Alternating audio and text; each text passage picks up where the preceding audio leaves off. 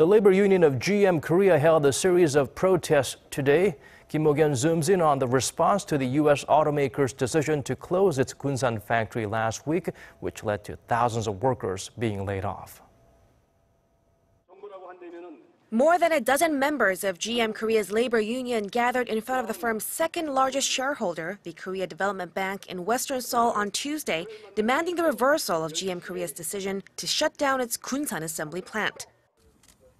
The shutdown of the factory crippled the entire city of Gunsan. We asked for the firm to take back its decision.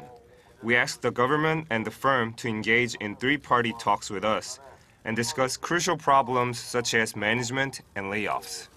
Some are also staging rallies in front of the National Tax Service, the National Assembly, and the U.S. Embassy in Seoul. The protesters are demanding that these institutes allow the union to participate in the due diligence review, that they carry out a special tax audit, and that a new bill is created to prevent General Motors from leaving the country after taking advantage of the local unit. Despite the hurdles that remain, there are still high expectations that the two sides could find some common ground. The labor union and the management of GM Korea are still attempting to thrash out a deal as they prepare to face their fourth round of wage negotiations on Wednesday. If GM's headquarters decide not to accept the debt-for-equity swap proposal for GM Korea's accumulated loan of some $2.8 billion, the Korean unit of the carmaker will have to find other ways to make up the $2.1 billion shortfall by the end of April.